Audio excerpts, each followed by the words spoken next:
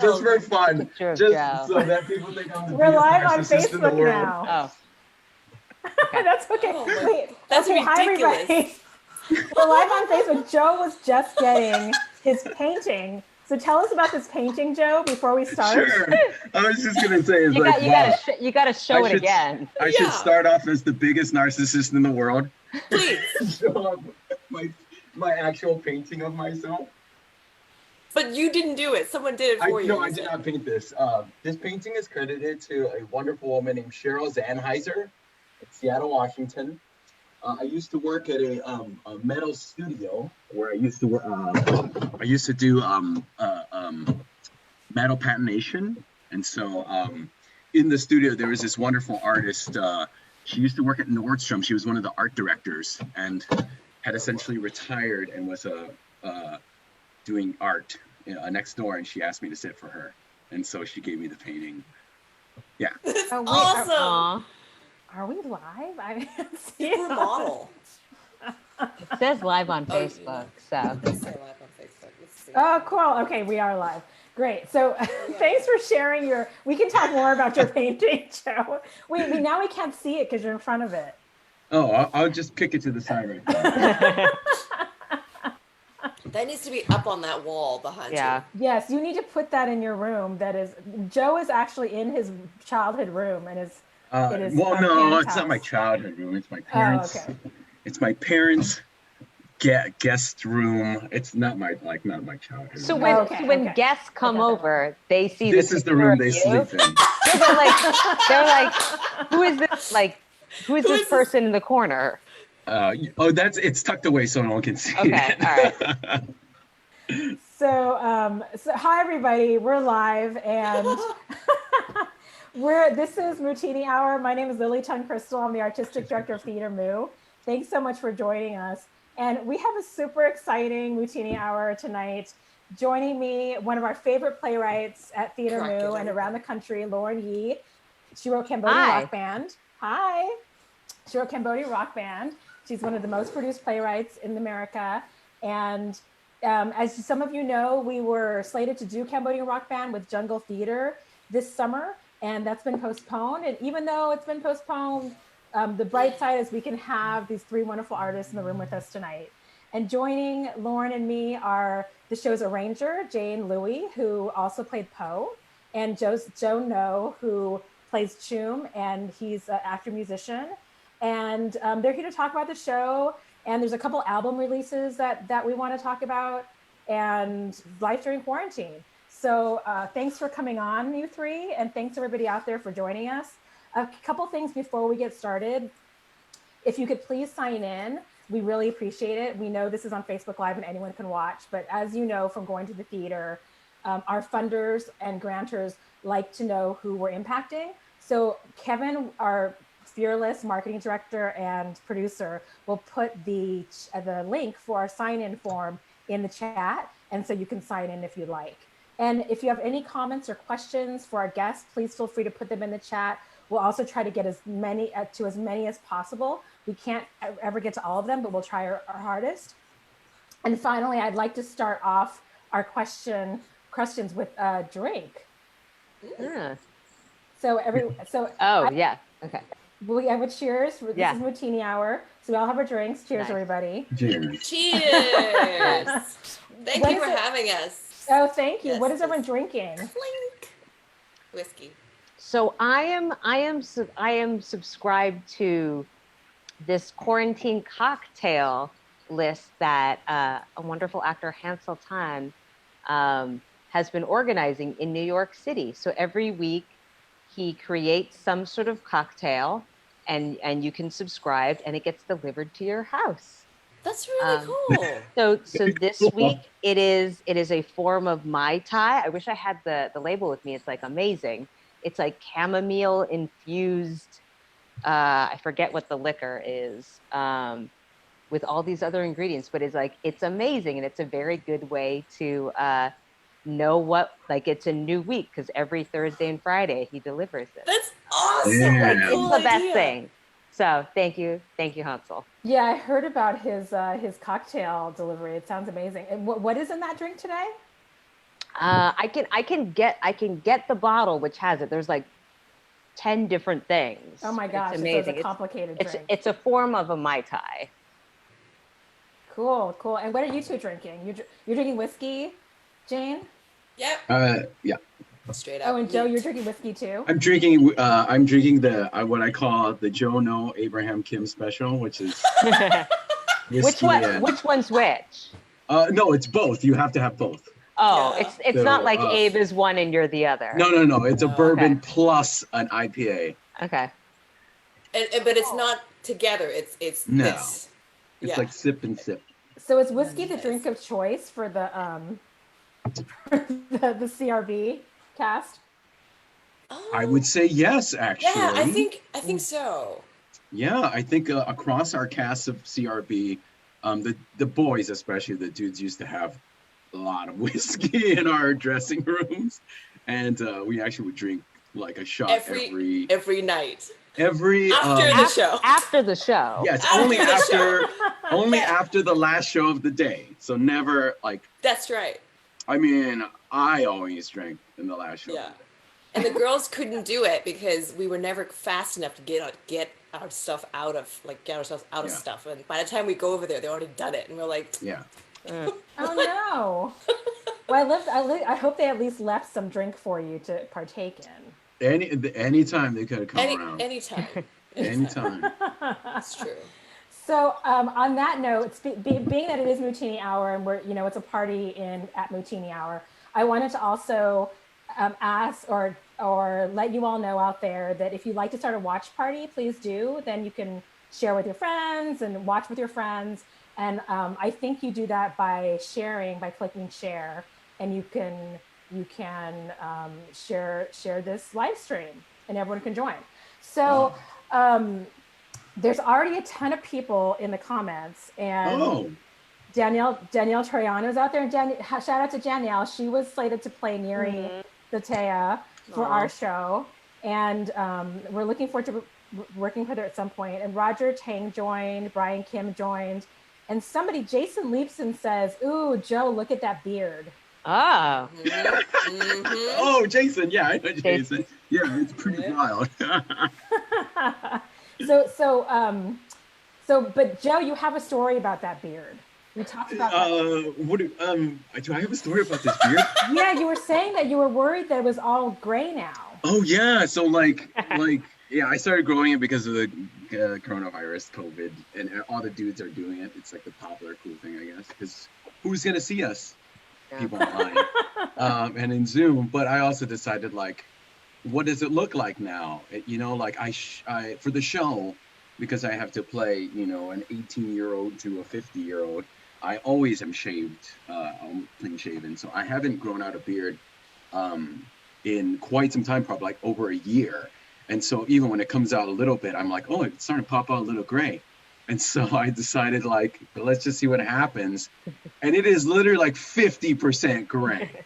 And it wasn't that long ago in grad school, when I was still in grad school, the last time I had like a full beard.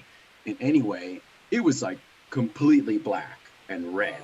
So my beard usually comes out like black and red because my hair is like brownish. So it's wild that literally it's like 50% now. And so I like to think that it's because New York theater destroyed my soul. Now it's, I will say, Brookie Shibashi has said to me that she said, you're just aiming towards zaddy status. And I had no idea what that meant. And now she's like, it's like a cool thing where you're like a hot dude who is like looks slightly older or whatever. What's that term? Zaddy? Zaddy. I've never heard that either. What is it? What is it like a portmanteau of? Sexy daddy? I don't know. Oh. The people who are watching will tell me what the heck a zaddy is exactly supposed to be. But she's like, it's a cool thing now. It looks good. So I'll take it for what it's worth. But it really is just because I'm bored. You have something Great. to grow. So we talked about beards, and the one thing I have to say, my husband reminded me in the chat that I didn't mention what this drink is. My husband Eric makes all my drinks for me, and this is a pisco sour. And Nice. I'm really grateful to him because it's one of my favorite drinks, and we never make it at home. We always go out for it, and he managed to figure out how to make it and to get the materials to make it, which I'm really impressed with. So thank you. Wait, Danielle. I have one more thing. Uh-huh. I remember the other thing I was gonna say, which is that with this beard, if you're watching people, when you have a revival of David Henry Wong's Yellow Face, you go pull up a picture of David and look what he looks like, and look how my hair is starting to come out. Like, I think I would be a dead ringer for David Henry Wong. That's awesome. Yeah, Joe says he's gonna go for all the David Henry Wong roles now. Because he has like Soft the Power same and Yellow Face. He legit has the same like salt and pepper beard thing going on all the time. So Francis Jew, watch out. That's all I'll say about that. Also shout out to the fact that I think right now Soft Power is doing their listening party. They are. We're in competition right now. No, there's so much like amazing Asian American work. Like February 2020, best month to be an Asian American. Yeah. Yeah, Maybe so they're dual screening. People are dual screening. I know people are dual screening. I know people are going back and forth. So shout out to Soft Power crew. Yeah. Oh, because theirs was at 8, and that's an hour more than what?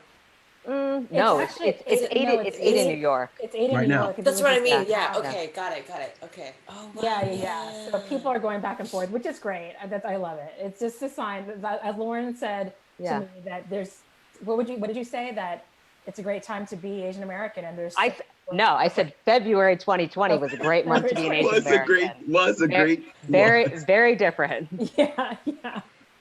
So February 2020 was a great time to be an Asian American. It was. Right at Oscar night. I think Oscar night was like our first Asian American night for CRB. Great night. Right. Mm-hmm. Yeah. So you're all in. So Joe and Jane are in LA, and Lauren's in New York City. Yep. And speaking of which, you talked about February 2020 was great, and then March. So right before lockdown happened, you had, Cambodian Rock Band was taking the nation by storm, and you were at the Signature Theater in your extension. And what happened? What happened right before we went into lockdown? Well, a couple days before we went into lockdown, we got the go-ahead to record the off-Broadway cast album for the show. And I think it was happening Sunday night, Monday day. Like essentially, I'm sure Joe and Jane, who were actually there, could explain it better, but essentially they'd done like an 8-week show, and then all of a sudden loaded up all the equipment and started recording the album. And maybe Joe or Jane, like you guys can talk about it, because I actually wasn't there Sunday night, but like that happened, the fact that happened and finished 3 days before we shut down is kind of nuts. Yeah, that's pretty much exactly eerie. Right. Yeah, we were slated to close on March 22nd. We were recording, the last performance was the Asian American night, March 11th. And our recording days were the 8th and 9th. 8th and 9th. Yeah, we literally were like, let's record this thing. No idea. I mean, I think we had some idea early, we had started hearing, like Jane and I, and we were like paying attention to the news. Yeah. And we're sort of like, oh, I don't know about this coronavirus thing, and like it might shut us down at some point. So I think it was in the back of our minds, but like, the job at hand is to record the album. So I think we just put our nose to the grind, and we just went in there and recorded the album, and literally 2 days later. Yeah, like it was like a Sunday night after the matinee. Yeah. Did all the instrumentals, and then Monday it was all the vocals. Yeah, we were there until 2 a.m. or something. Is that around right? 1 or 2 on the first 1 or 2 night. o'clock, right? Yeah, it was pretty rough, but yeah. We spent And the for those week of you- ahead of that just practicing and getting ourselves ready for it during music halls and such. And so you recorded the album, and which is coming out May 8th, by the way, to everybody out there. So you can get it. You're going to be able to get the album starting March 8th or May 8th, and so you recorded the album, and then that you had your last API night, audience night, which and was then you was closed 2 days later. 2 days later, and that was your last show, and then you closed. You got the word that Broadway closed, and therefore you were closing. Yeah. And it was one of those things where that was the last API night that, you know, had been set like a month ago. So like even before this was like a specter on the horizon. And it like happened to be a show where I was like, well, it's API night, like I will go. And we had like a pretty great contingent, and I think like a wonderful house. I'm curious what it was like for the performers, of whether it felt different or weird, or you secretly knew. I was like, No, nothing, Jane? I didn't, I mean, I think I was worried about the trajectory of where things were going, but you know, it's for those who are in the audience in the moment. We have to kind of be in the moment as best we can, you know, and so it was, I remember just feeling every API we had in the audience, like every API night was just phenomenal. I felt so at home, and like there's nothing, like so far in all the shows we've done, New York Asian Americans are the fastest, most fierce API I've ever had in the audience, right? And so it just felt really good, and then that happened, you know? Yeah. I felt like we went out with a bang, and I felt like it was weird because I felt there was something weird going on that week, or like we had noticed a lot of this coronavirus stuff in news, and I remember I was walking in between the shows because it was a double that day, and I was walking with Abe to go get lunch, go get like meals in between, and like take a nap or whatever, and I literally said like, so what do you think? And he was just like, I don't know, man. Like it feel like the city's winding down, because even that afternoon show, literally that day, it was like the smallest house we had ever had. And so we were like, things are starting to look a little off, right? And even our stage manager was like, expect the house to be about 40%. And we were like, wow. And it was sold out. The show was sold out, and 40% showed up. And so we were walking down to get lunch, and we're like, this is weird, right? This is weird. And I was like, he's like, what do you think? And I was like, I think Signature will go, you know, if the government doesn't tell us to shut down, they'll go until Sunday. We'll wrap up the weekend, and then we'll walk away and see how things go. And it, you know, I want to say like there's some mysticism or magic thing that happens, you know, at specific times, even though the show is phenomenal. That night I had run out of, so usually Moses and I give out yellow picks to the audience. And I had run out the weekend before already. So usually I will give out these like yellow picks and toss them into the audience, into the crowd. And every so often, when I don't have yellow picks, or I forget to put them in my like a little secret cup, I'll give out a green pick, which is like the ones that Moses and I actually will play with. And so I had them on like my little pick stand thing. And I like literally that night, no yellow picks. I was like, yeah, I'm going to give out a green pick because these Asian Americans came out to see the show, and I like plucked them out and threw it out.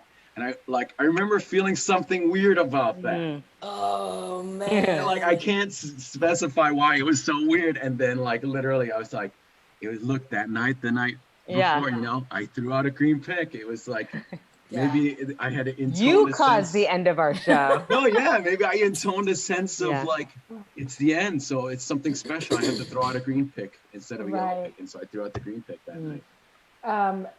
I don't think Tim Bishop got the green pick, but he just joined and said, I have my pick. And Rena Beth Apostle joined. Hi, Rena Beth. Hi, Rena Beth. Aw, Rena Beth. Josephine Huon joined. Yeah, hi, everybody. So, but Jane has her own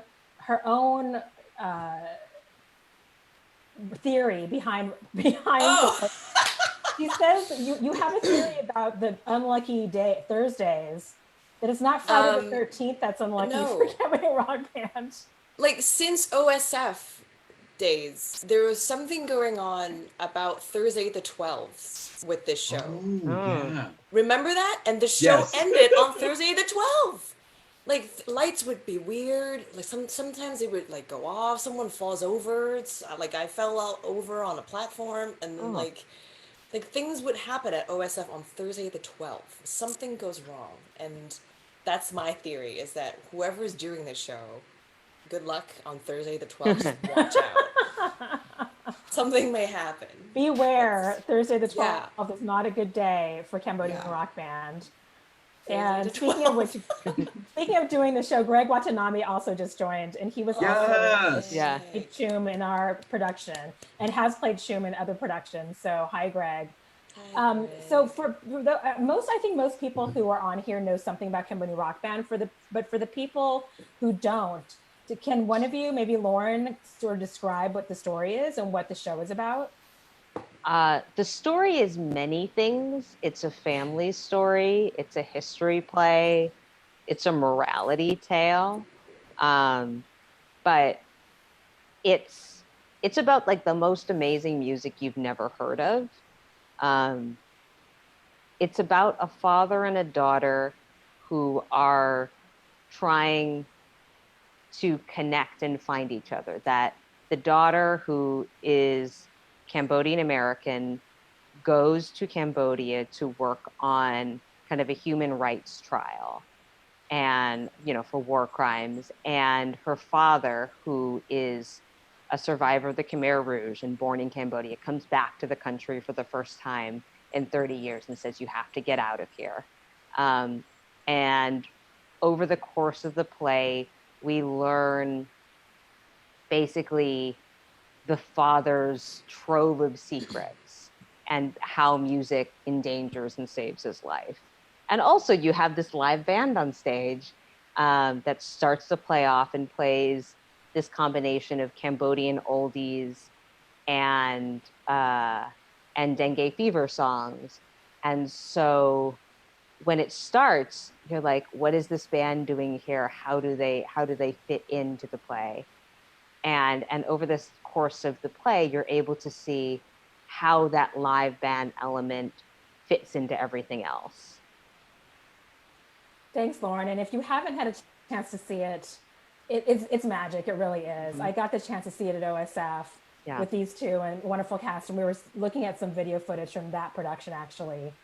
And it really is magic. And I was telling Lauren yesterday that it's so wonderful because she talks about or chronicles a really tragic moment in history, and yet the show is so full of hope.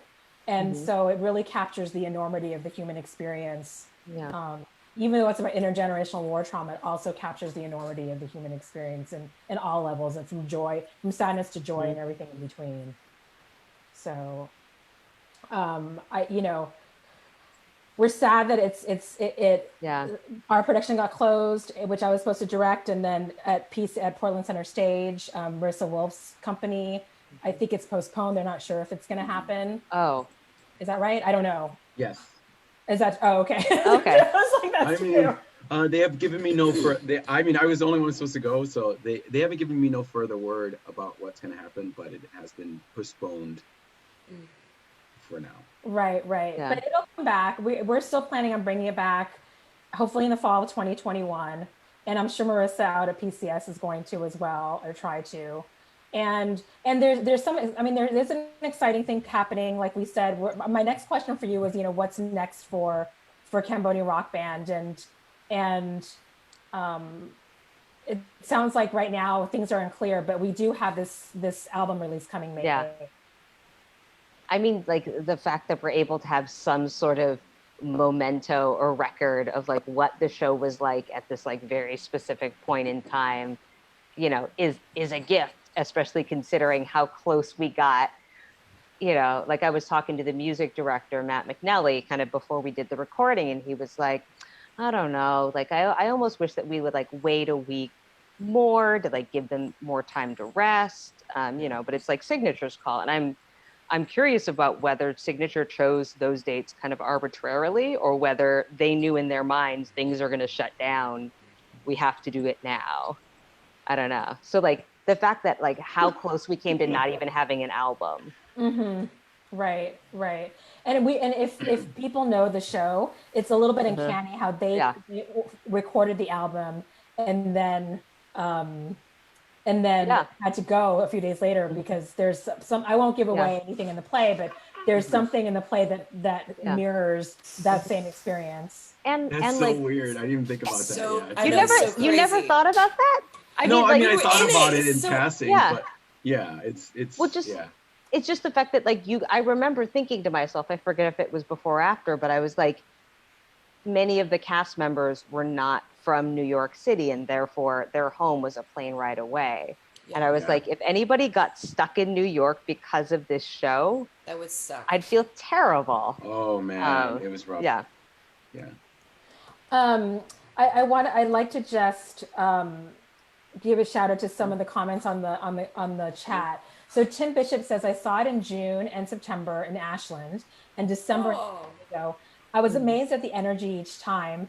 How do you do the same play for a year but keep it fresh and high energy? Jane, start, because I want to talk forever. Yeah, he will talk forever. So for me, honestly, so Abe the drummer, and I are on stage on entirety of Act 1, for every show, for over 250 shows that we've done or so. And honestly, it's incredible credit to what Lauren has created here, because the kind of synergy we have. Sorry, there was a lawnmower outside my window. This kind of synergy that we have as a crew, and just the love for the show and the love for the story and narrative, and how it combines with music. Oh my gosh, I've never been bored when I'm in a show. Sometimes I'll be tired because it's a taxing show. I'll be tired going in to put my makeup on. I'll be tired when I'm like putting on my costume. The second the first song starts, for me, I click in and I'm there. And I think, at least for Abe and I, who do gigs, that do music for a living, we play live. Like that's like touring, and that's just what music is able to do. And I think it helps to have this incredible music just get me there in the first second of when the music starts. And it's always a little different. It's always a little new each time, because the characters are so in their own world, and with the character of Doik coming out each time swinging, it's just incredible to watch, to be a part of.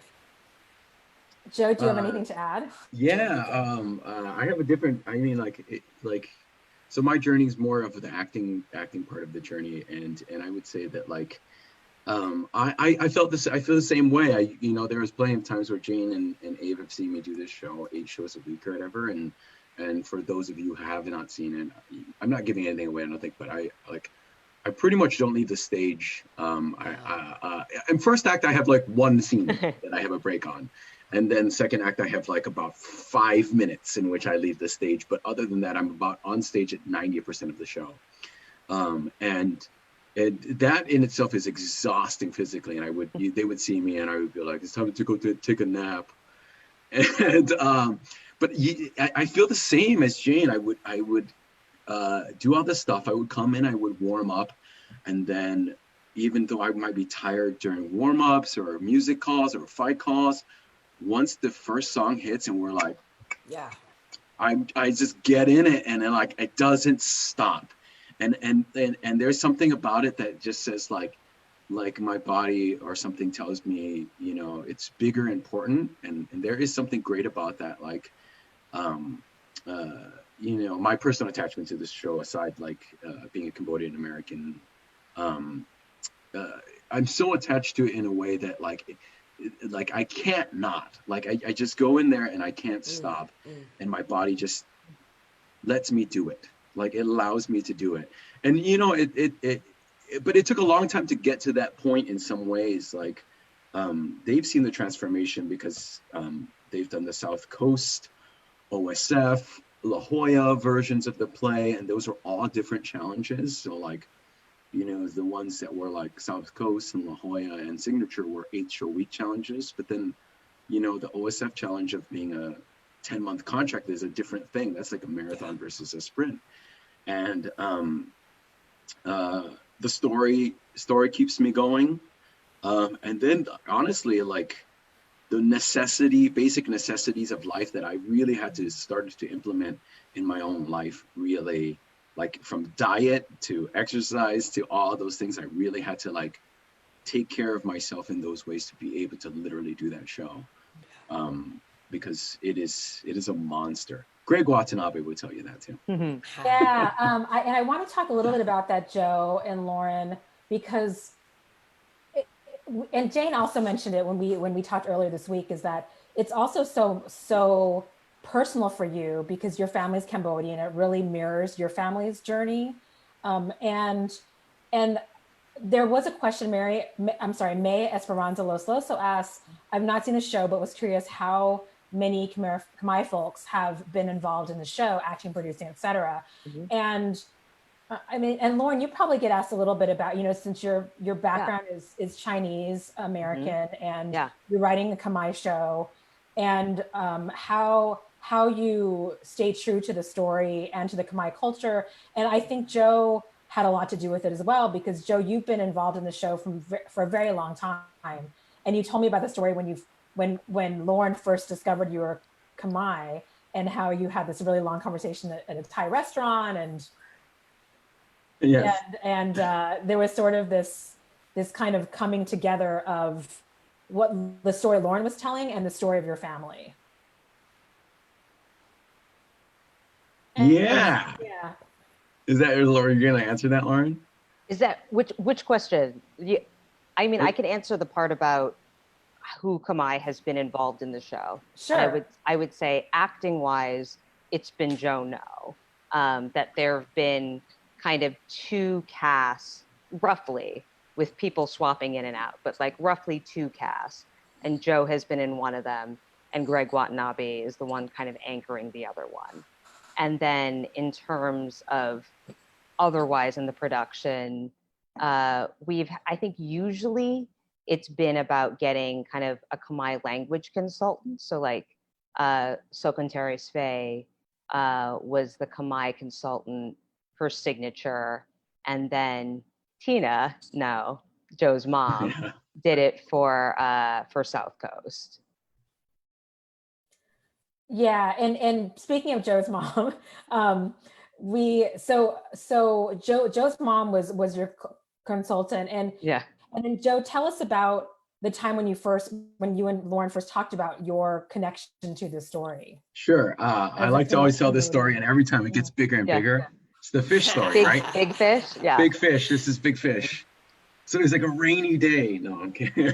No, I think it was a nice day in Seattle. It was a nice day in Seattle. Yeah. It was a nice day in Seattle. I'll tell you the brief version. Like I said, it's totally a fish story, and you know it will be etched into some book that no one will read someday. And so yeah, I was finishing up my master's degree in University of Washington in Seattle.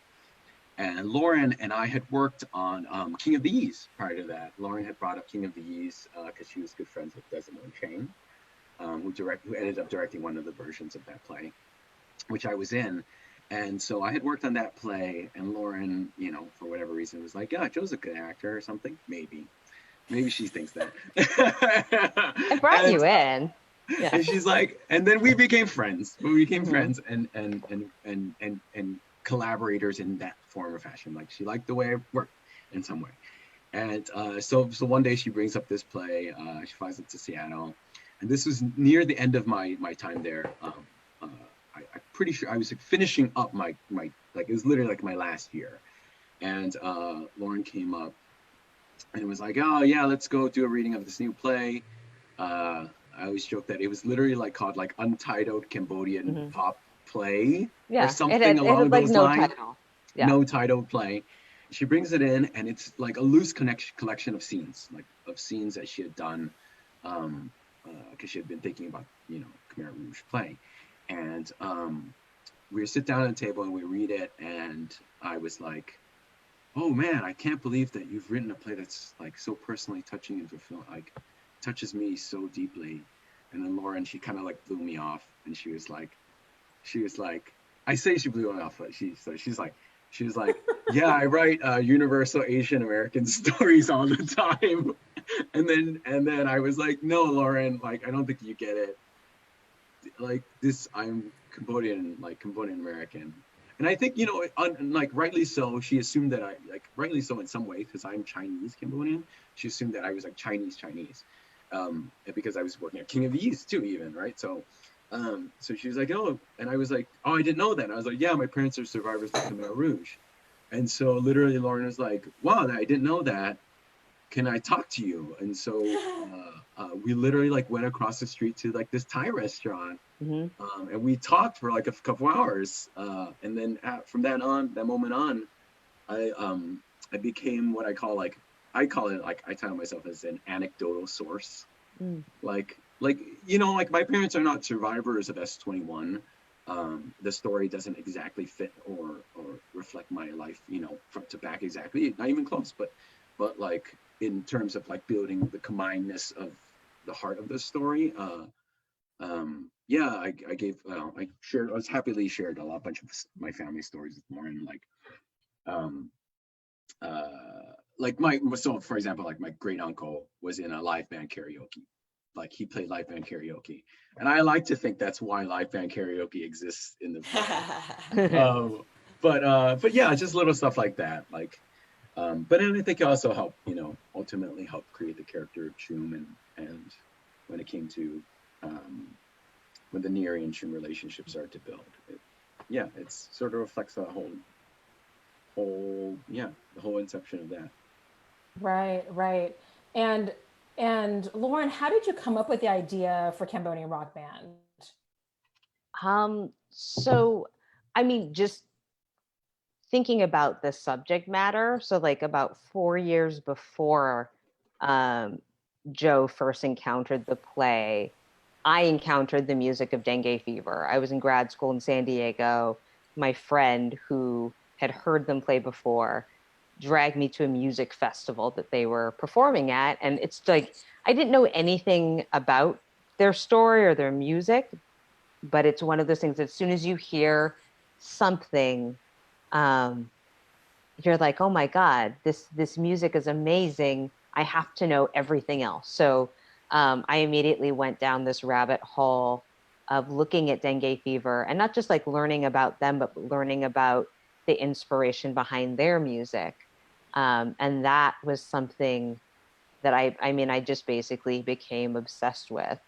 And so for the next 4 years, I was trying to figure out how to tell that story. And for a long time, I didn't quite know how to do it. And like I tried, like there are different drafts of completely different plays about that subject matter that weren't quite right. And it was not until 2015 where, several things happened, like the commission by South Coast Rep, intersecting with Joe in this way, that everything started to come together. Right. And how do you feel, like, could you have imagined that it would be this impactful to so many people across the country?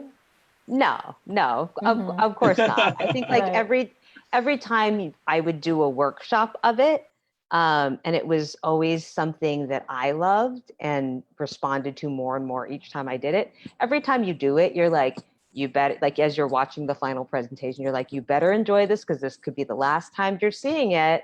So like, please remember to live within that moment, because that's the thing that theater is. Like you try to get as far as you can and you make as much of it as you can, but also, it's a show with more components to it. And so it's not going to be like, well, this is so easy to do, so we should definitely put this solo show in our season, you know, there's a commitment to it. And I think it's also a show that really couldn't exist in the way that it does if there already wasn't a really talented pool of Asian American actors who play rock band instruments, right?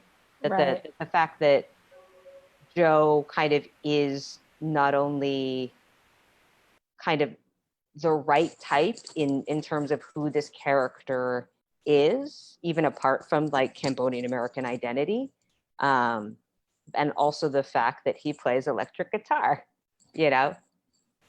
It's like those kind of like little bits of kismet that you're like, wow, I couldn't have planned that. Right. The fact that he's a great actor and a badass guitar player. Yeah, and I mean, if Joe did not play guitar, the show would be different. Maybe there wouldn't be music in it, you know. But the fact that it's like, oh, he does do that, well, great, let's put that in the show. Right. You know, I haven't talked about this like in other interviews or anything, but like I had the same feeling when we were doing it, like, you know, across the workshops too. Like I never expected it to be the beast that it would have become. I often felt through the workshops like it's one of those things for me, like, and I'm privileged and honored and grateful for the chance to like tell a Cambodian American story. And I never thought it was going to happen. Like it literally, like even when we were doing it, we went to like so many workshops here, and like Berkeley was like a big one, and like even through the South Coast, like where we'll play some music, we'll get a band together, and like we get Dengue Fever here, and I still couldn't believe it. Like I still was like, yeah, but you know, the South Coast might decide at the end of the day they'll pull the plug, and it's not a play worth doing. Like I literally felt this like that throughout the entire process. And like honestly, and this is a good segue maybe. It was not until like Jane and Abe, and it was like when we were about to do PPF, which is the Pacific Playwrights Festival at South Coast. Yeah, that I was like, oh, shit, maybe this is gonna happen. Like for real. Like I didn't expect it to, until Lauren was like, I introduced these new characters into the play. I was like, you know, like over the years, I was like, what are these characters that you just added to the play, Lauren? Well, she's like, you know, band needs a drummer. And maybe there's a keyboardist or something that plays a bunch of instruments. So rad. And Jane is that keyboard. So Jane, like, tell us about how when you came on board and the process with the music and, you know, forming that with Joe and Lauren and so I'm so curious though, before that, like at what point were you playing music in the readings? Sorry, it was like, Berkeley Rep. We started Berkeley Rep. So the reason why Chum is written as a bassist was because originally Lauren was like, he might be like a beta character, so he should play the bass. And I just explained that real quick, but yeah, he was supposed to be the beta bass player. And the guy who was at Berkeley Rep, Alex Lydon, was a great guitarist too. But I mean, I played guitar. Rena Beth was in that. Rena Beth Alpastone. Joe Mar. And Joe Mar Tagasak did that reading. And Alex Lydon played the guitar for it.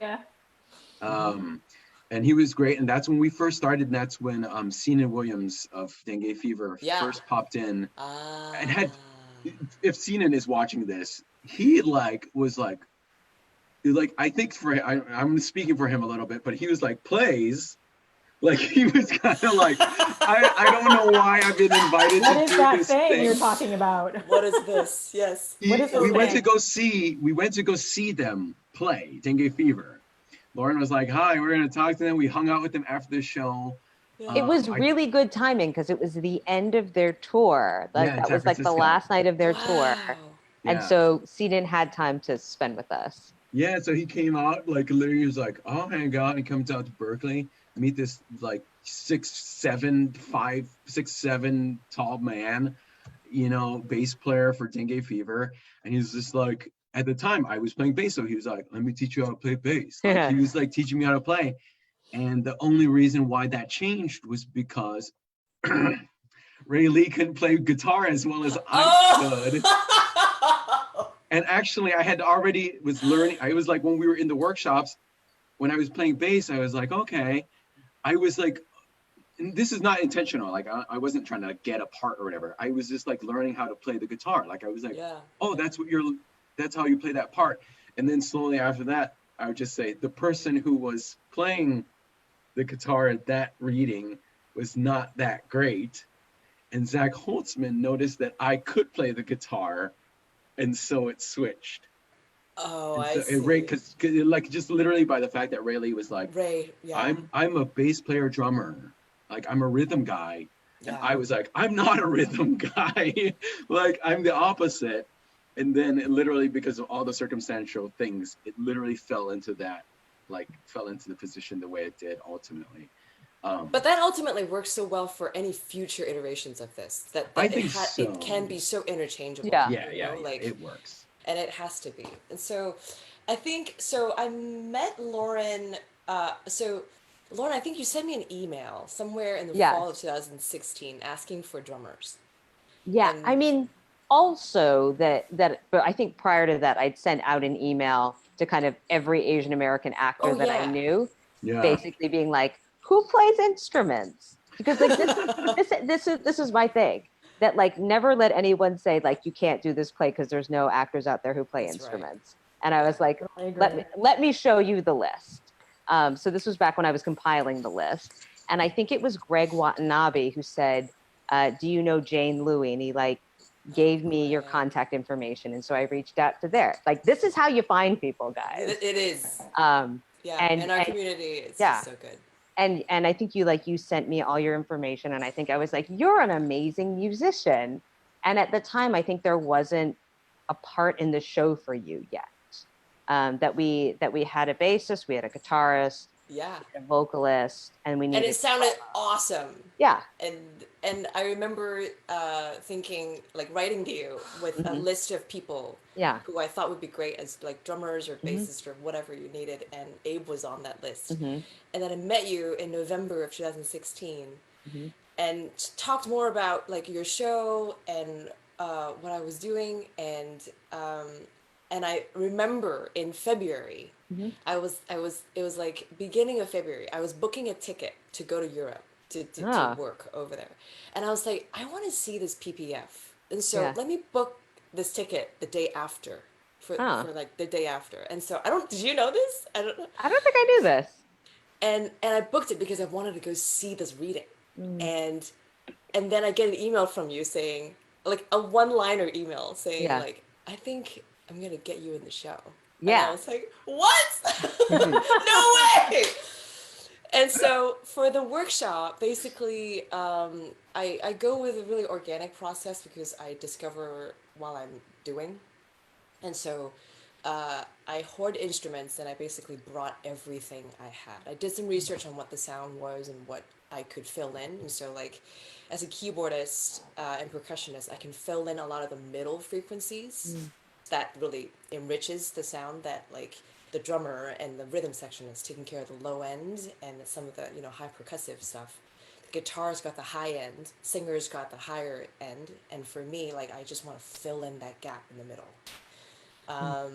And so it was just a matter of like bringing all my stuff in and trying stuff out, finding the groove to lock in with Abe, finding the right sounds that fit the time period, what to play, and then following some of the lead sheets that Matt had created for that reading, and just kind of going from there. And it something about that, I was so nervous going in. Well, you hadn't had works. Everyone else had done prior workshops. Yeah. You were kind of going in a little. I hadn't met anybody, and I only knew of Abe. I didn't really know him at the time. And I remember, I think like meeting Dice was the scariest part of the whole thing. Dice played Doink. Because Daisuke Tsuji.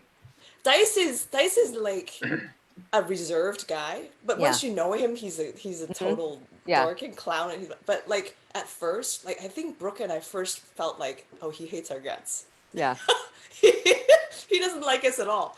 And then as we get to know him, he's just a phenomenal person and actor. And so it was history after that. Just started creating in the flow. So a few people are giving you props, Jane. Annalie G.H. Hamilton says, Jane, you're a beast. Annalie, I know Annalie. Marco Lentil says, Jane, you're so rad. Oh, thank you. And someone, sweet. Josephine Kuhn said 2016 was a great year for you. 2016. Oh, it was a heck of a year for yeah, you. it was. That's what she said. Yeah, there was. It's yeah. True. And another person who was your understudy at OSF, Rose Van Dyne, wants to send her love out. She's out there. She's here too. And what's that? Should we talk about Jane's album? Yes, I actually read while we're on it. Yeah, I was gonna go there next, and Jane, tell us. She just released an album, and Jane, why don't you tell us about your album? And Kevin can show some photos and possibly some video. Oh yeah, we have a photo of the cover. So I'm a recording artist and writer, music writer by trade, and so. In 2016, I started writing again. I have 3 previous albums, and I took a break because I got sick of music industry. And then that's when I got into acting, which is kind of crazy how then around 2017 I landed into this reading of Cambodian Rock Band. Because I think Cambodian Rock Band in its own way has been the most incredible way of using what I've learned in the last 4 years all together.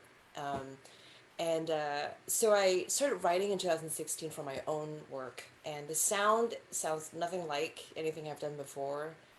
And I recorded all of 2017 and 18 with 3 of my production teammates. Half the album is written about Picasso's former lovers.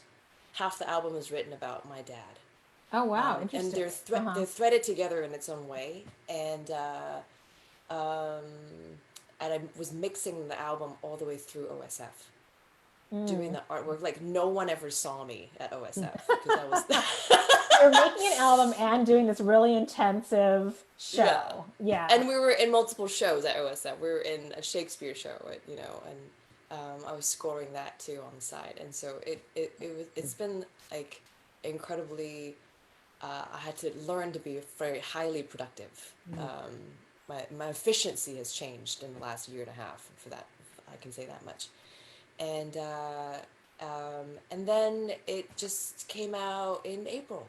It's this month, came out this month, and it's everywhere. So how can people find it? It's called Saria, right? It's called Soraya. Soraya. No, that's okay.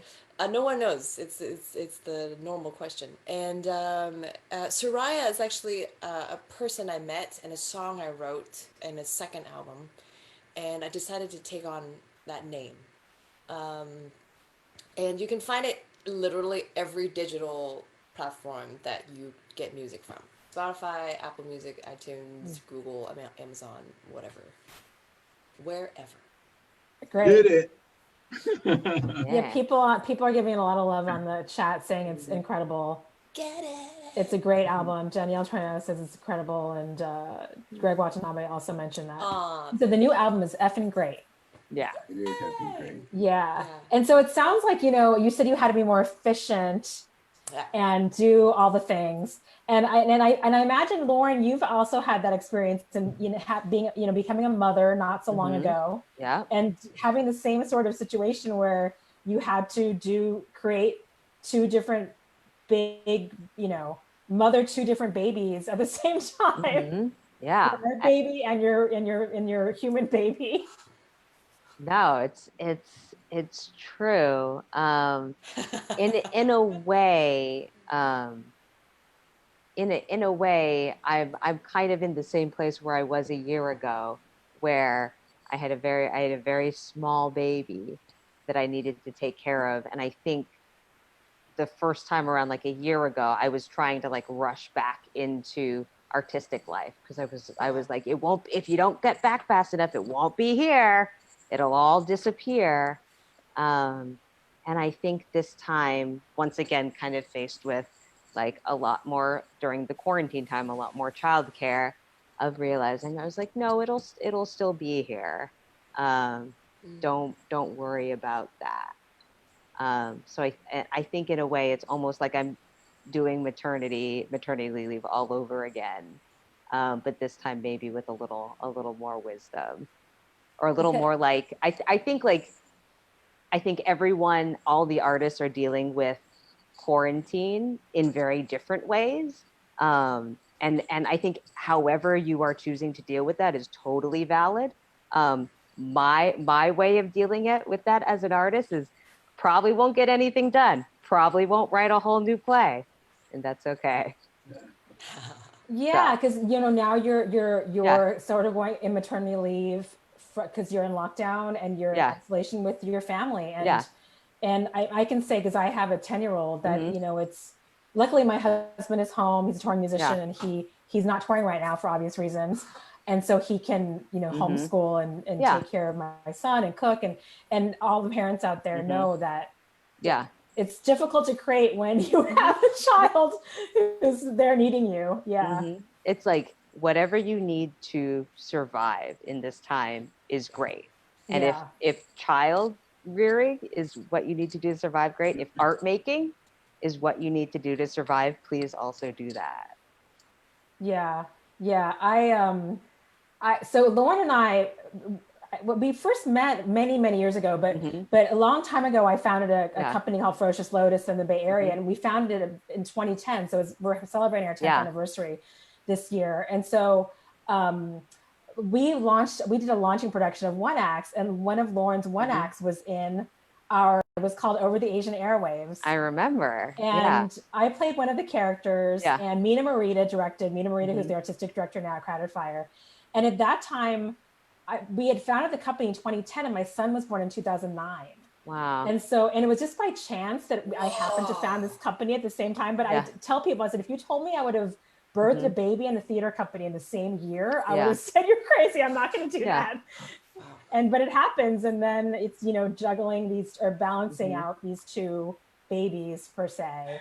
It was what I would call it. But that was when I first did your work, and then we first got to know each other. Yeah. I'm really grateful for that. Yeah, I do feel, and I can only speak as a mother. I feel like maybe fathers might have the same experience, but I don't know.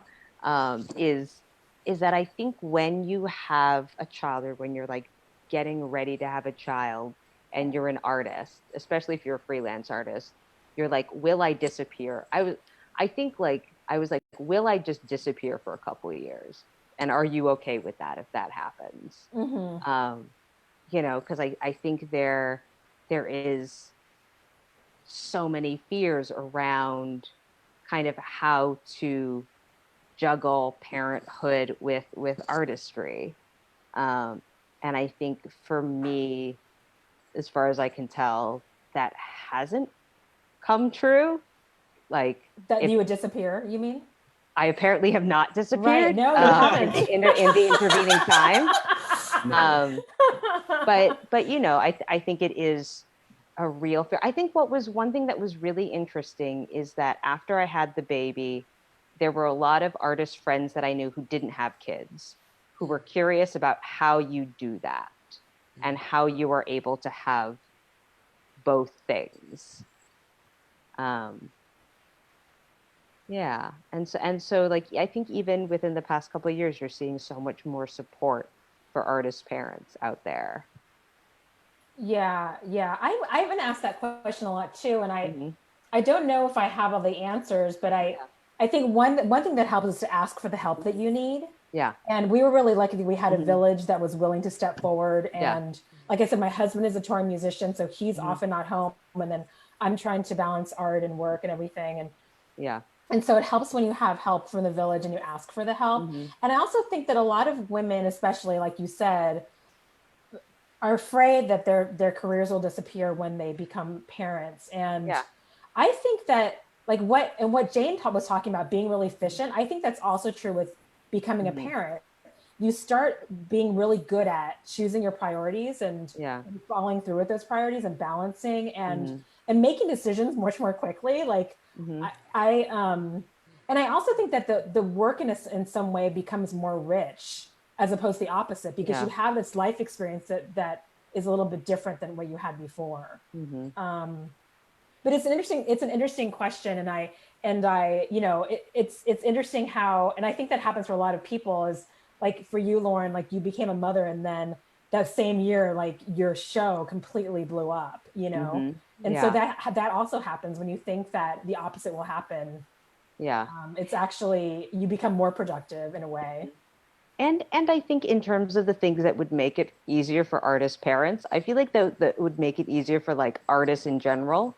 Like, I think there's some theater companies, including like the National Theater, that are moving towards like a 5-day work week, or theaters that are like, instead of doing like, they've gotten rid of 10 out of 12s, and just like I don't know, for Joe and Jane, like if they got rid of 10 out of 12s and are saying we're gonna have a 5-day work week, like, does that make your lives better as people who don't have kids? The 10 out of 12s, I don't mind so much. Okay. The 10 out of 12s, I don't mind so much because I know we're working towards something and they're trying to like get that done. And if that's the case, that's most valuable. I'll just say that then that's good for me. Like, I don't mind. I'm just standing there while they're doing lights and shit. Like good for them. Like I'm there to serve that process. Typically when we do text. But you know, like a 5-day work after doing Cambodian Rock Band, like I said, 90% of the show that I'm on stage, a 5-show week or a 5-day week instead of an 8-show week of across 6 days would be nice. Oh, like, I think they meant just like in terms of rehearsal, or just like the way that theater is structured. You got my hopes up, like if I know. Get that, I mean, maybe. Going. Yeah. You know. I mean, I appreciate it, and I try to do that when I can. But the last show that I did before I moved out here, I was at Cal Shakes and Good Person of Sichuan, and Eric Tang, shout out to Eric, who's our artistic director, was our director, and he tried to. I mean, he did a 5-day work week for a lot of the rehearsal period, and I mean, there's pros and cons, and I was really grateful for it. I think we all were. In terms of, it's just a little bit more humane of a schedule. I definitely agree. Yeah. And it's hard to do it during production, but at least during rehearsal, it helps a little bit.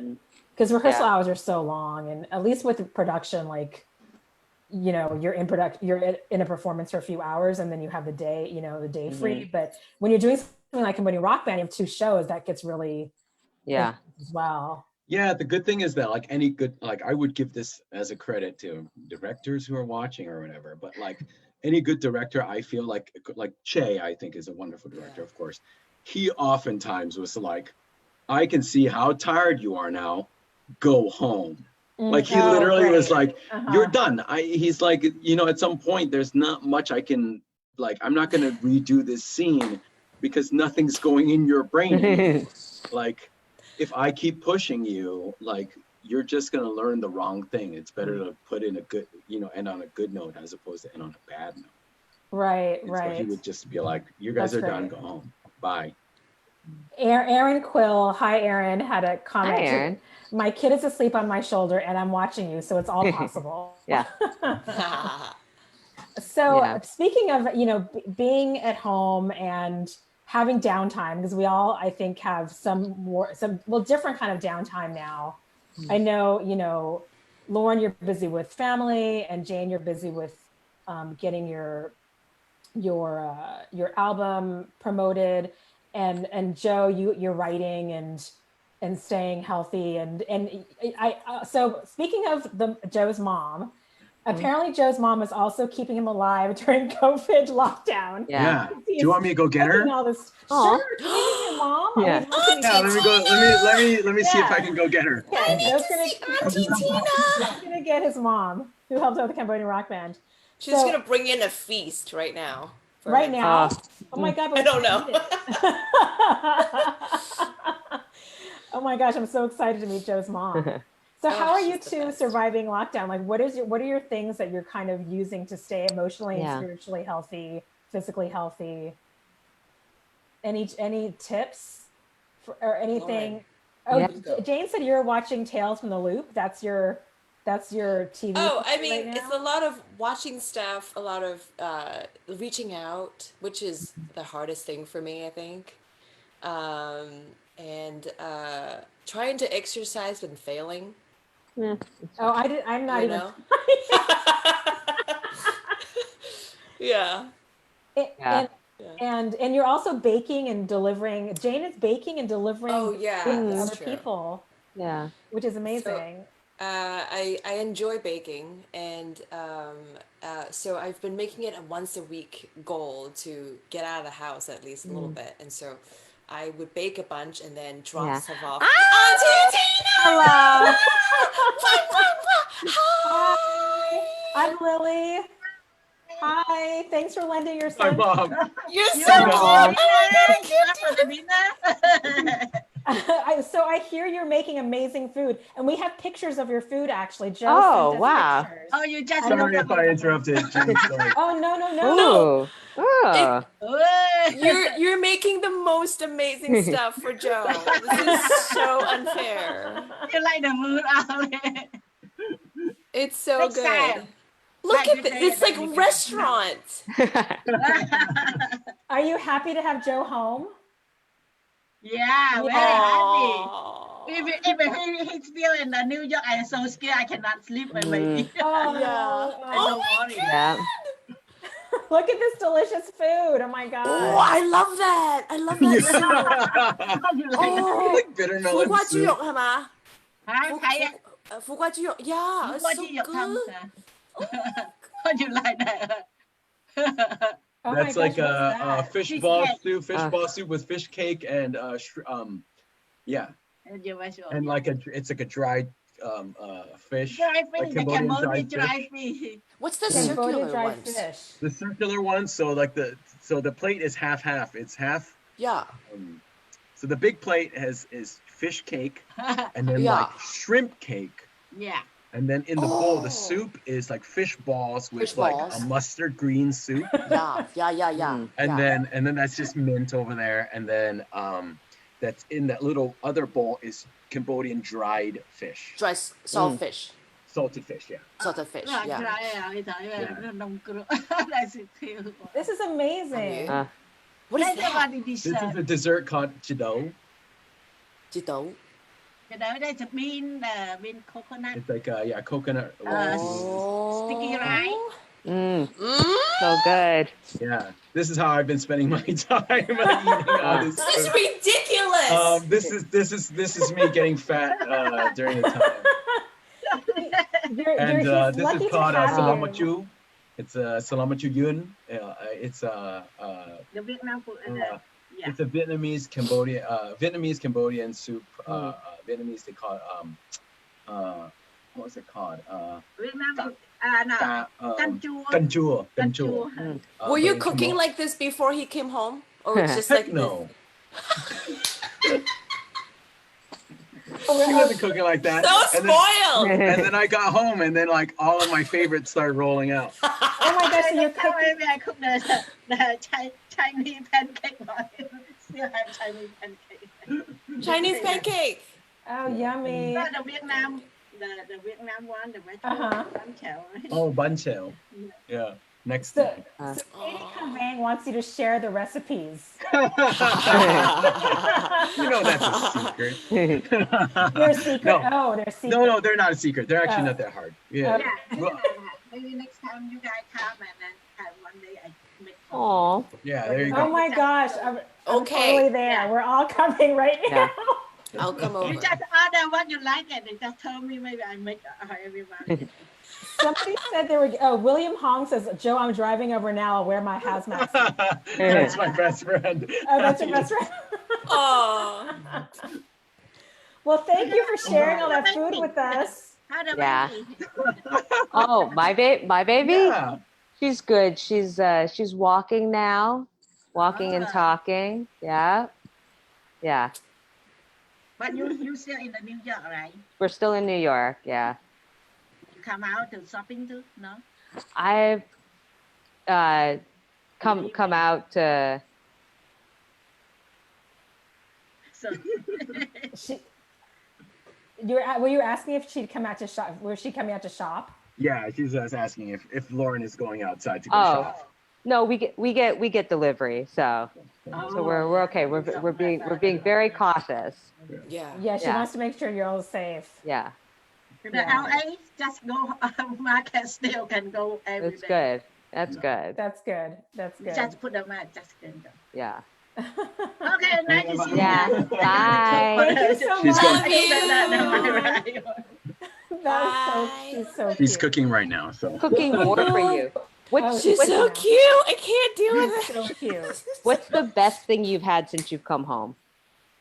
It's a surprise every day. Like I'm so lucky. Like it's a surprise every day. I have no idea what she's gonna make, and I think like my mom is taking her time to like make the things that are like that take all day to make, which is crazy. Like like the other day she made like a pho, like and like like that takes forever because you have to cook the like the bone broth or whatever. And she'll cook it like way in the morning and she'll leave it like all day and like cook it like. Oh my god. There's like it's been an interesting I've been pretty blessed and surprised. Well, she's a good luck charm because our donations hit $88 when Bring moms on the show. all you don't know, eight is the lucky number for a lot of Chinese people and other Asians. So it hit 88. So if you want to donate, but it's okay if you want to donate to make it past 88, please do. You can click on the donate button on our donate to Theater Move. Facebook Live. Yeah, so she's our lucky charm. So we play this game during we play a couple games on Mu-tini Hour. So I just like to end with that. And so one thing that we do is we do a show and tell of something that's helped you through, this time. And so does anybody have anything they want to share? I think Joe shared his painting, right? That was the painting. Is that your thing? I share my painting again. That helps you get through it. The picture of yourself. Can you? It's helping you get through it so we can see it. I mean, like, because since I showed it early on in the show, like in the live stream. But bring it closer. Let me see. Oh, it's all dark now. Oh, It's too dark. Oh, we can't. There it is. love it. So Joe, It's insane. Like So, what is that picture from? Like the like what age? So this Is was that- I was probably 28 or 29. Okay. So this is go. Cool. Like I said, whoever missed it early on, it's a painting by Cheryl Sennheiser, who is this Japanese American artist who lives up in Seattle. I used to work at a metal studio in Seattle for shout out to I don't know if they're gonna watch this, but Kim Powell and Val Curtis. Val, who is a wonderful, amazing director who also sadly got her Shopura Jiva Center too. Amazing head of our program at University of Washington, who picked me to be in her program, so I eternally grateful to her. I love you, Val. And Kim, her wife, who hired me as her studio assistant to work in a metal studio when I was in grad school one summer, and we became the closest of friends. And Cheryl, who was the artist next door, who I became really close friends with, painted that. She asked me to sit for her one day, and so I obliged. there you go. Yeah. So you keep that at home, and now you can see it because you're back at home. After. Yeah, it's at my parents' house. It literally sits behind the bed, and like nobody looks at it. Anyone have anything else to share? That's something that's getting you through this time. I have a jump rope. Yeah. That's great. This has been probably the hardest thing I've ever had to learn to do. Jump rope is so hard. I can't jump rope. It's so there's neither. something. You have to do it like. There's like I haven't. No, there's no way I'm doing that yet. I don't have know. to do that. I'm just trying to do this. No, but this is harder. This is harder. It is. Yeah, you want to alternate. I tried doing this and I like tripped and I just went like. Oh no. This is the hardest thing, and it's making me humble, if nothing else. Well, props to you that you're doing that because I'm doing nothing. Yeah. So I have my baby, but she is asleep. And so now that she is able to walk, she's focusing on like words and learning language. And so we've been trying to teach her the alphabet. And we have these like foam letters that we try to be like, you know what this is? And I think she knows A now, but she doesn't know many other letters. But here are the letters that she does know that we've been able to teach her. She knows Y, and she knows Z. Of course she does. As she should. They're the most important letters of the alphabet because they feature heavily in her name. Yes. So, yes. And she's 16 months now? Yeah. Yeah. Yeah. So cute. I remember those phone letters. Yeah. So I have what I'm showing and telling are my earrings. I showed them to the crew here, but I didn't show them to the audience. So I have my C close earrings that I bought at OSF. Mm-hmm. And on one side they say C close, and the other side they say the fucking best band in Cambodia. So I was really glad that I could wear them tonight for this event, nice. For this moment. And people are out there asking how they can get a C-close shirt. Mark McAlintal, who I'm sorry if I mispronounced your name, said, I need one in my life now. Take my money, please. And someone said that you designed them, Jane? Yeah. It was literally just an accident. Like, I think Lauren, you were like, let's make t-shirts. Well, let me show you the new one. Yeah. I was like, okay, give me a day. Yeah. And also I was like imagining some sort of crappy band, just like Cambodian rock band on a t-shirt. And it did not come back as that at all. It was like amazing. And there's been 3 designs at this point. Yeah. I think you're wearing the first one. I'm wearing version 2. Oh, right. This is version 2. This is version 3. That has Angkor Wat. Yeah, and version 1 is lost in a box in the garage somewhere. But it is the most simple version. Yeah. I love that t-shirt. Yeah. And if someone wants that t-shirt, can they still get it or no? I think technically in New York at Signature there are still some there. In their gift shop. Mark that's in LA though. Yeah, that's the only place I know that they actually like physically have them, unless we go through a process of ordering it. If I would have said happily, if the Portland production had gone up, I probably would have made the call to have made some more and brought them up to Portland with me. But for now, until the next version of the show comes, we'll think about it. I would say follow Cambodian Rock Band on Instagram. That's a great place for updates. Yeah. You never know. And we've talked about, when we do our production with the Jungle here in Minneapolis, we've talked about maybe having some offerings. So and we can talk, I don't know how that will work. I don't handle that side of the company, but we'll try to get something out there. So, I guess that the next 2 productions might have something. So thanks for sharing all your, so Jane is jump roping and baking. Lauren is mothering. Yeah. And Joe is eating his mom's food and enjoying his picture at home. Mine is the opposite of Lauren's. Mine is getting mothered. Yeah. Getting mothered. Sometimes we need that though, sometimes we need that. That's okay. Yeah. You're lucky. Okay, so I'm sorry. You guys have also like come off basically like a year and change of Cambodian rock band. So yes. Yeah. Good rest. It's good to rest. Yeah, Jane said she was sleeping a lot. I'm sleeping a lot. Yeah. Yeah. Yeah. So to close out, we do this thing on Mu-tini Hour. It's called the Proust Questionnaire. And for those who don't know it, Marcel Proust made it famous, the writer, but he actually didn't invent it. It's a parlor game. And he said that these questions would let you gain a lot of insight into a person or a character. So what we do is we pick a question out of my jar and then we all answer it. And I add during lockdown behind each question. So the question is, what do you consider the most overrated virtue during lockdown? Overrated virtue during lockdown. Overrated virtue. My first answer is productivity. Me too. I also thought that. I think that's true for me. I'm just like, today is done. Forget it. Yeah. Totally.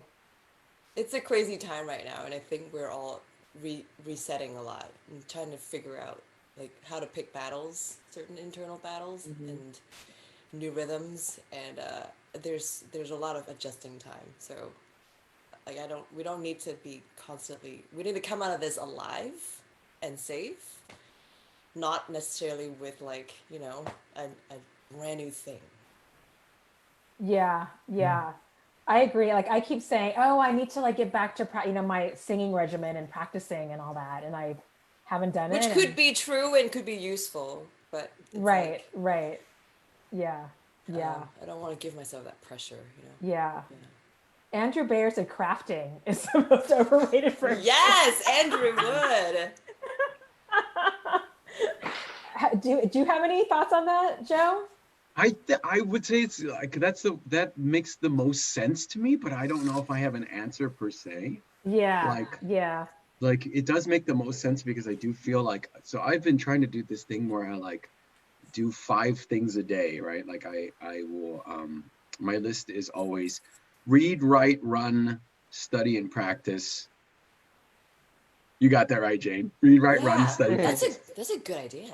So I read, I write, I run, I study, and I practice anywhere from 30 minutes to half hour per thing.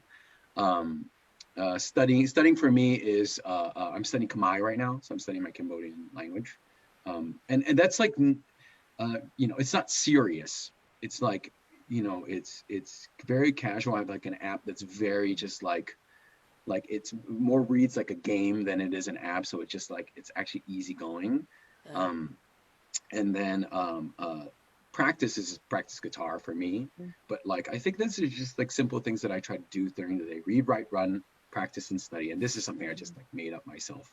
If I could do those things for anywhere from half an hour to an hour every day, it will make me feel a little bit better. But sometimes, like the productivity question is like, I knock that out by 11 a.m. and then I'm like, what do I do for the rest of the day? And then now what? And then I'm like, yeah, now what? But I don't think it's the worst thing to still do them. And I also agree about this productivity question. Like, I think, yeah, we're traumatized in some way. Like this is a traumatic experience for the country. And I think that it doesn't necessarily behoove you to force yourself to do something that you wouldn't otherwise necessarily do in a state of mind in which you would do it. Just because you're not going to come out of this thing with a 6-pack or whatever. Like who cares? Like, to be honest, like, yeah, I think it behooves us to sort of be healthier. And I think, you know, I would even say to take it to the extent that like, maybe we should be setting ourselves up to be in a state in which when we come out of this thing, we're like ready to fight for like, this is my political bet, but like to be able to have the energy to go like, this thing just happened to us. And now that we've seen what has happened to us, we've seen all the fundamental issues that have happened around it. Let's fight against what that is. Like, let's figure out and let's make a better place for ourselves. But right now in the space, I don't think it behooves you to just kill yourself over, you know, right, writing the great American novel or having a 6-pack. Well, it sounds like you're being semi-productive though. Yeah, Grace Joe. Toy wanted to ask, do you also speak Chinese? I do speak Chinese. I speak a little bit of Cantonese, like a little bit of Cantonese. I understand Cantonese, like I can hear it, and it's, you know, like I might not reply to you, but I will understand what you're saying. Mandarin is the same. I was forced to learn it when I was a kid, Mandarin. Same But I speak a third language for all the ballers out there, called Teochew. So if you can speak Teochew, if you're a Kakinang, that's what I am. that, like, I speak that fluently. My mom and I speak that in our household, and so that was the language that so a lot of Chinese populations spoke in Cambodia that were Chinese Cambodian. Got it. Yeah. So we'll do one more question, and this one is, what is your idea of perfect happiness during lockdown? Oh, Perfect happiness during lockdown. Auntie Tina's food. Okay. Yeah. That sounds amazing. So because I get my groceries delivered, like I'll put in the order online, and it's great, and kind of they'll deliver it, and basically I don't know what I'm going to get because there might be some items they don't have, and that's fine. And so when I get groceries, like I'll go in and kind of disinfect them or quarantine them, and it's like this wonderful thing where I'm like, what did we put in this request? What did we get? I was like, are we gonna have, such and such today? So that's a great joy. I understand. Yeah, it's hard to get everything that you've ordered in the delivery. Yeah. I think my perfect happiness, but I can't get it right now, is if I was in lockdown, like in Hawaii, on a beach in Hawaii, I think that would be my idea of perfect happiness at this time. Maybe in the next lockdown. Yeah. So yeah. Joe's getting his mom's food, although I don't know. Yeah, definitely. But it's weird. Like, I don't know what perfect happiness is, because it's, that we're so limited to certain things. Yeah. I've been saying this, like, my mantra recently has been, being bored is a privilege. Like, like I look at the world and I look at what we could have been, literally me and Jane, and what Lauren is in right now. Like, we could have been in New York City, and we both got out of there within 2 days. Jane got out of there like the day of. Yeah. I got out the day next, and Abe, our drummer, got out of there like 3 days after that. We ran out of that city, and for good reasons, of course. But in general, like, to be bored in this time of COVID is sort of actually an incredible privilege. When you look across the world, I'm just like, I count my blessings on that alone. But honestly, like, happiest perfect time in the world, like, I will accept the Zoom call. That sounds great. Like when me and the gang get together or whatever. We had a call with the C-Close the other day, like the whole original gang. We actually got all together and we just like chatted. That was nice. But in general, like, I long for like really simple stuff. Like, it makes me like humble to the fact that all I actually want is to, like, the friend who just texted me, William Hong, who wrote something. I was literally like, if I could just go have dinner with William Hong, it would be perfect. Like, I would be so happy just to have that. Yeah. Jane, is there anything you have that? I think for me, some of the moments that's been really joyful is when I go for a drive to get out, because I just need to get out, and I get a renewed sense of what outside feels like. Yeah, I'm like that too. I love to drive. That's like just to walk in the street where there's just no one there, and the air it's been gorgeous. The spring has been incredible here. Yeah. And we haven't been able to enjoy it in a way, and so like then some of these nights have been just so beautiful, and that like I'm just like buzzing with like the gratefulness that this still exists even though we can't enjoy it. And so there's like this sort of like breathing it in that feels really good. And then we go back inside. I mean, I think we're all grateful for having a comfortable place to be and food on the table, and our loved ones, our pets, our people who we connect with on Zoom and in person nearby. And so and I'm grateful for all of you for doing this with us. So thank you for sharing this time with us. And for all of you out there who tuned in, thanks so much for joining us. And again, if you want to sign in to tell us who you are, please do that. Kevin will put the link in the chat. And if you'd like to donate, if you like this programming and other things that Theater Mu is doing, please feel free to click on the donate link, and it helps us create work like this and support our artists during this extraordinary time. And I want to wish all you, good health and to take care out there. And we'll be back here next week, next Friday. We have a really exciting Mu-tini Hour with the people from Allegiance, including George Takei. What? Yeah, George Takei. So I'll be back next week to talk to George Takei. So, yeah, George is coming, and Leah Salonga is coming on. Oh my Tony God. Ryder, Leah Salonga, and Jay Kuo, who's a writer-composer. Oh my God, I know. Fantastic. Yeah, so they're on next week, and then the following week we have a Mu-tini Hour really dear to our hearts. It's founder Rick Shiomi. And Lauren knows Rick really well. Like Rick did a lot of your work early on, right? Mu did 2 of my shows, and yeah, Rick gave me some of my first professional theater experiences. Oh, man. Oh, great. So how is Mu figure into your life, Lauren? In terms of your career? And I think highly influential. I think it was one of the first experiences I had of workshopping pieces outside of kind of my immediate city. It kind of introduced me to the wider Asian American theater community, and it really helped me to find one of my first plays, which was Ching Chong Chinaman. I had it, but Mu helped me figure out some of those things. And Rick is great because I think he's just so smart about setting people on a track and kind of giving them a little push and watching them go. And he's done that for me and countless other people in the Twin Cities and beyond. Yes. So, and he's still doing stuff.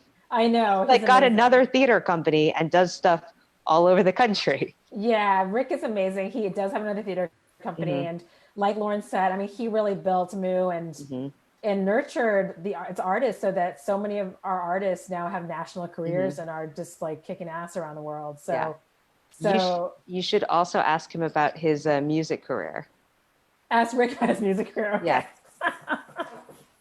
Did he do any of that when you were here working with him? This predates me, but I think it seems like a lot of the kind of earliest Asian American theater leaders were in rock bands together. I was trying to get, I think him and Philip Katanda and DHH were, I think they weren't necessarily all in the same band together, but they traveled in those same musical circles. Yeah, well, when we had DHH on, he showed the CD that he did with Philip Katanda, and I think Rick was on that. Yeah, they sell the CD. You can find the CD. It's under Philip Kagotanda's name. I was trying to get David to be part of the Ciclos for an evening. Did not work. Equity roles or something, but I tried very hard. Oh my gosh, that would be amazing. Yeah, we'll keep trying. Yeah. So thank you for sharing that history about Rick. So Rick is coming on May 1st with Martha, his wife, who also helped found Mu, and Sarah Oakes. Hopefully, we're still trying to get her, and Katie Bradley, another Mu artist, who was actually in Ching Chong Chinaman when Lauren's play when it premiered here. So check that out. So, please keep joining us the next couple of weeks. We're here every Friday night at 7:00 Central Time. And thanks to all 3 of you for, sharing your time with us and the stories. And we hope that Cambodian Rock Band will come back when we can all gather again, and we'll come with a fury. Yeah. Hopefully. Yeah. Thanks for bringing us together. Thank you. Thanks for this program. Yeah, no, thank you all. We're really grateful to have you. So take care, everybody, and we'll see you next week. Stay safe and healthy through this time. Bye. Bye.